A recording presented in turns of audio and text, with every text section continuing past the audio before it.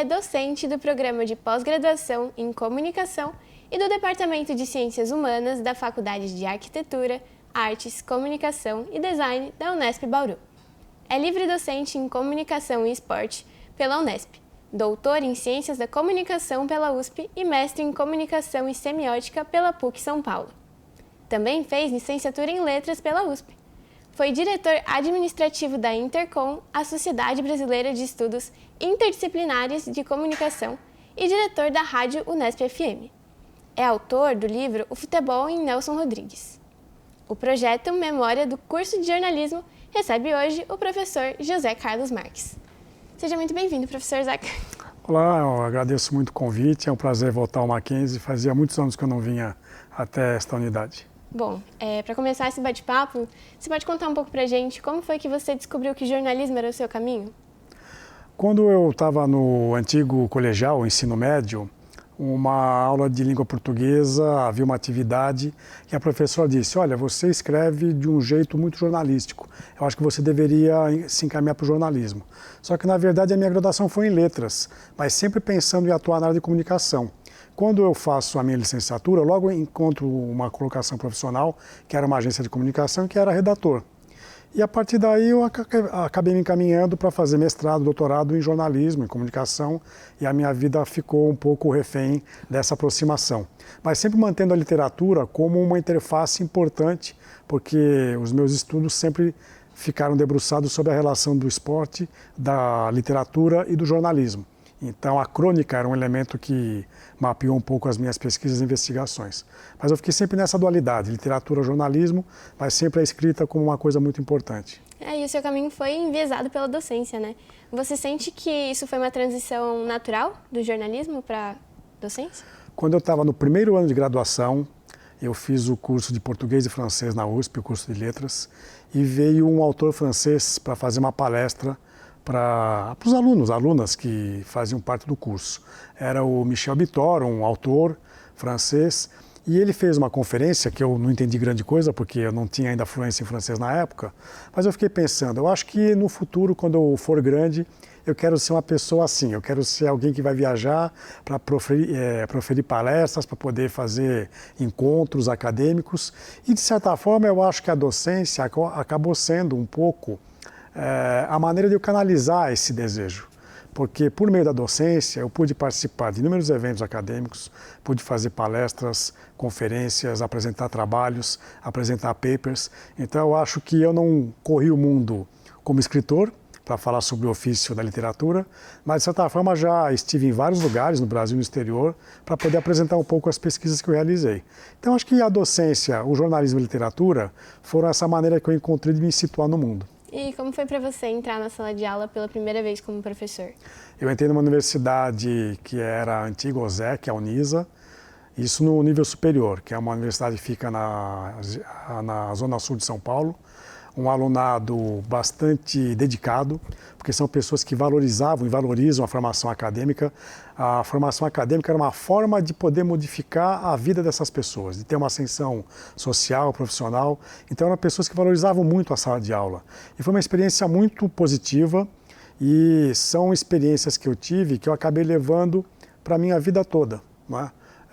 Eu acho que a sala de aula é um lugar de muita troca, de muita experiência, muita permuta, muito intercâmbio e tem que ser um lugar de muito respeito entre o corpo discente e o corpo docente. Eu acho que a sala de aula é um local de aprendizado, tanto para quem está ali para ensinar, como quem está ali para aprender. Então eu sempre enxerguei isso como uma via de mão dupla, em que as trocas têm que ser constantes. Então eu tenho boas experiências docentes, né? Tirando um episódio ou outro assim menos positivo, eu acho que eu consigo fazer com que as turmas se interessem pelos conteúdos que eu ministro e que tenham o prazer de assistir aula, né? Eu acho que muita gente fica pensando, nossa, hoje eu tenho que ir para a faculdade, vou ter aula com aquela pessoa, a aula não é muito bacana, não é muito interessante. E eu acredito que eu consigo fazer o contrário, que as pessoas vão para a aula, para a minha aula, sabendo que vai ser uma experiência reconfortante, desafiadora, ao mesmo tempo inquietante, porque eu gosto de inquietar as pessoas no bom sentido. Então, acho que a experiência sempre foi muito positiva, o resultado acaba sendo muito positivo sempre. E você pode contar um pouco sobre, né, como foi o seu tempo aqui no Mackenzie? Eu tinha acabado de defender meu doutorado na ECA, na USP, e eu fui revisitar uma professora que era muito querida, que é a Samira Youssef Campedelli. Eu fui ser ouvinte de uma aula dela, e eu já tinha me titulado, e encontrei um professor do Mackenzie, que era o Vanderlei Dias. E a gente teve um breve contato. Ele conhecia um livro que eu tinha publicado na PUC, pela editora da PUC, que é a minha dissertação de mestrado, um livro sobre o Nelson Rodrigues e o futebol. E ele conhecia o livro, ele estava orientando um trabalho que usava um pouco as referências das crônicas do Nelson Rodrigues. E eu, de maneira assim, um pouco abusiva, eu entreguei um currículo meu para ele. Olha, Vanderlei, eu acabei de me titular aqui como doutor da ECA e agora eu estou procurando uma colocação profissional, né? E depois de cerca de 7 meses, 8 meses, ele me ligou. Olha, há uma vaga aqui para jornalismo empresarial no Mackenzie, né? Que era uma coisa que eu tratava indiretamente, porque eu já tinha trabalhado com isso numa agência de comunicação. E eu vim para cá para assumir essa disciplina, né? Que era para o último ano do curso de jornalismo. E depois eu acabei sendo muito bem recebido aqui no Mackenzie. Eu tenho ótimas lembranças do corpo docente, todo o corpo de servidores, né? As direções que passaram por aqui, direção de curso, direção de faculdade. Eu acabei me adaptando muito bem, fiz muitas pessoas amigas aqui. E a partir de depois de 2 anos eu virei um professor com regime integral de dedicação. E a partir daí eu circulei em diversas disciplinas. Eu lecionei História da Imprensa, Teoria da Comunicação, Jornalismo de Opinião Pública, né? Lecionei para os cursos de Publicidade e Propaganda, disciplinas de criação, eu lecionei também para o curso de letras. Então, eu acabei abarcando diferentes cursos dentro do Centro de Comunicação e Letras, do CCL, e sempre fazendo pessoas assim, amigas por onde eu fui passando, né? E você comentou que tem várias memórias de diversas experiências aqui. Eu fiquei sabendo que tiveram alguns projetos bem legais que você teve aqui, principalmente até com o Vanderlei. Pode comentar um pouco sobre? Bom, a TV Mackenzie, o Vanderlei apresentou um projeto para a TV Mackenzie, que era fazer um programa de debates com docentes da casa, um programa que a gente brincava que estava inspirado no Manhattan Connection, que é um programa histórico que era exibido na Globo News, não é? Então a gente fez uma espécie de um Mackenzie Connection aqui, eram 4 docentes, o Vanderlei meio que ancorava os debates, mas ele também sempre muito opinativo, sempre muito participativo. Então a duração da equipe que ficou mais tempo nesse programa era o Milton Lara, o Vanderlei Dias, o Oscar e eu. E era um programa divertidíssimo de fazer, era neste estúdio que a gente gravava, não é? Um programa que teve 3 anos de vida. Eu brinco que era o melhor programa que a TV Mackenzie tinha à época, não é? Mas a gente discutia sobre diferentes temas, sempre com muito respeito, sempre com muita graça. Era um programa assim, que nos deixava muito alegres e que foi uma experiência riquíssima para mim. Eu nunca tinha trabalhado com um produto audiovisual, não é? Então isso foi uma coisa muito bacana e eu tenho ótimas lembranças dessa experiência que foi assim muito marcante. E qual que você acha que é a importância de dentro de uma universidade terem projetos como esse, que eles trabalham várias vias do curso e que pode até aproximar os alunos, por exemplo, do audiovisual que você citou? Então, havia estudantes do curso que faziam uma espécie de estágio aqui na TV e que participavam da produção do programa, participavam das gravações, ficavam aqui no backstage. Então, praticamente, a gente teve várias pessoas do curso de jornalismo que ficavam participando, integrando a equipe. Eu acho que o fato de Mackenzie ter, à época, uma TV, né, uma das primeiras TVs digitais, talvez acho que a primeira no Brasil, era um grande portfólio para a universidade, né? Eu acho que uma universidade que tem uma TV, o Mackenzie não tem uma rádio como a Unesp tem, você até comentou na apresentação que eu dirigi a rádio Unesp FM. Eu acho que esse tipo de emissora acaba fazendo com que haja um portfólio para a universidade que é algo para o qual poucas pessoas dão a devida importância, né? Então, no caso de um estudante de comunicação no Mackenzie, jornalismo, que possa praticar a sua atividade profissional tendo uma TV, tendo um estúdio como este, né? Tendo um estúdio de rádio que também é muito bem equipado aqui na universidade, eu acho que isso é que faz o diferencial num curso que a princípio está formando pessoas para uma atividade muito específica, né? No caso seu, no caso do curso de jornalismo. Então, eu acho que é importante, e as universidades particulares, na maior parte das vezes, têm essa estrutura muito bem montada, né? Nas universidades públicas, às vezes, essa parte de laboratórios não tem equipamentos de última geração, às vezes estão um pouco defasados, obsoletos, e isso é compensado com outro tipo de conteúdo.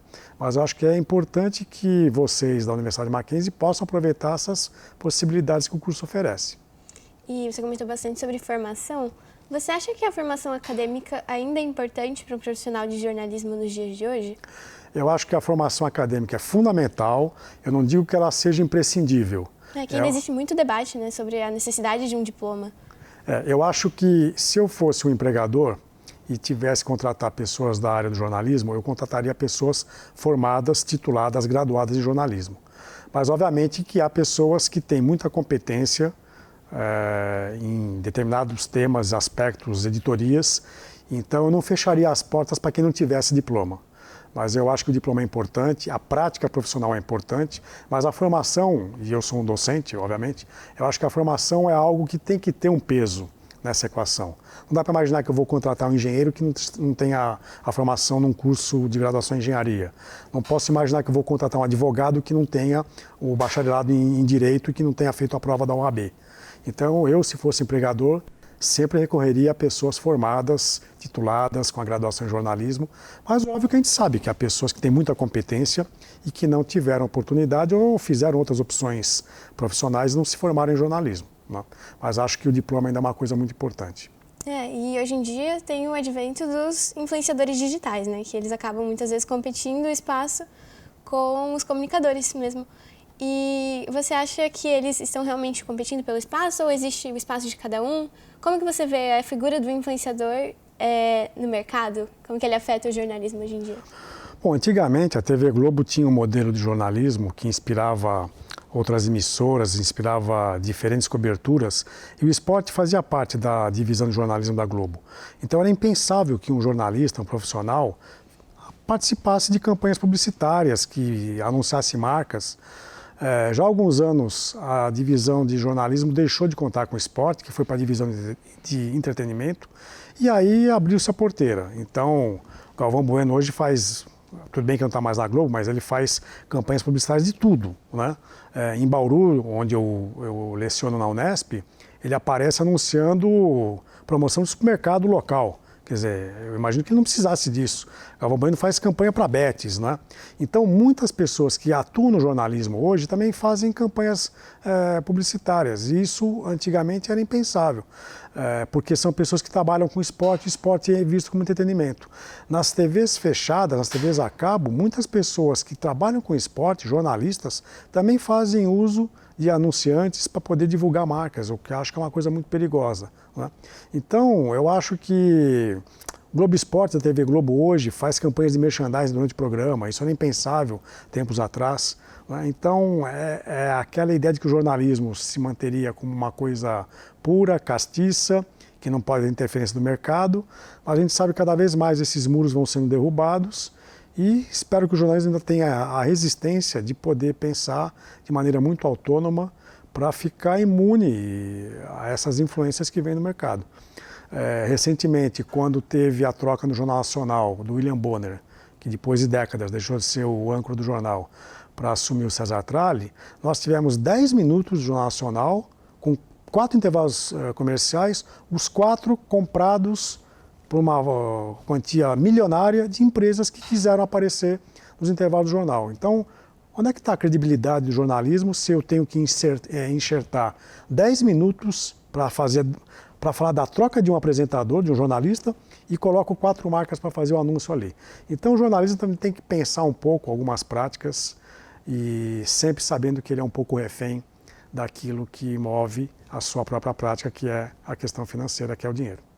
E falando também sobre a questão de desafios que o jornalismo tem atualmente, a gente tem a ascensão das IAs, né? E eu queria saber um pouco da sua opinião sobre se você acha que ela é mais um desafio ou uma oportunidade, tanto para pesquisa, né, na área da docência, quanto para o jornalismo. Eu acho que a IA já é utilizada há algum tempo pelo jornalismo e fora do jornalismo, não é? Não é um fenômeno assim tão recente, é que agora ele se potencializou. Se popularizou, né? Se popularizou e mais gente está fazendo uso da IA. Mas já há algum tempo eu tinha pessoas que faziam uso da IA para um artigo, para uma crônica, né? A gente poderia fazer uma experiência agora, entrar em qualquer uma dessas ferramentas de IA e solicitar, olha, você pode fazer um encontro no Rio de Janeiro entre o Machado de Assis e o Guimarães Rosa numa noite de primavera? A IA vai dar um encontro, uma narrativa maravilhosa desse encontro entre dois autores que nem conviveram na mesma época, e a gente vai imaginar que aquilo pode ser algo publicável, né? Só que eu acho que eu, que vim da área da literatura, da área de letras, sempre consigo perceber o que é feito com IA e o que não é feito com IA. Né? A IA tem uma lógica interna, não sei se algorítmica, mas tem uma lógica que a gente consegue perceber. Eu acho que a IA pode ser uma ferramenta útil, se bem utilizada, se utilizada com inteligência e com honestidade. Eu acho que o público precisa saber que determinado conteúdo jornalístico foi produzido com a utilização de IA. Porque se isso for escamoteado, eu acho que é um desrespeito com o público leitor, o público telespectador. E como que se diferencia um jornalista da IA, né? Como que um jornalista pode mostrar aquele seu papel humano hoje em dia? Eu acho que essa é a questão fundamental que faz com que o jornalismo possa ser ainda uma atividade de resistência, de cidadania, de democracia. Eu acho que essa questão humana é o que define a nossa espécie. A nossa espécie é definida pela questão humana. É preciso que as pessoas tenham noção disso e que jamais uma máquina, jamais uma engenhoca tecnológica vai conseguir substituir a dimensão humana. Então, acho que o jornalismo é uma das principais funções em que a gente não pode esquecer que aquilo é feito por pessoas para pessoas. E a nenhuma vai conseguir substituir uma pessoa que vai dialogar com outra pessoa. Então, acho que é preciso que o jornalismo também repense essa questão, porque eu vejo muitas pessoas que trabalham na área, colegas, que ficam fascinadas com a questão da IA. E acham que a IA é algo que vai revolucionar o mundo. Né? Quando eu era garoto e fazia trabalhos de faculdade, ou trabalhos de escola, o que era a nossa IA? Era chegar numa enciclopédia qualquer, copiar um capítulo e entregar para a professora.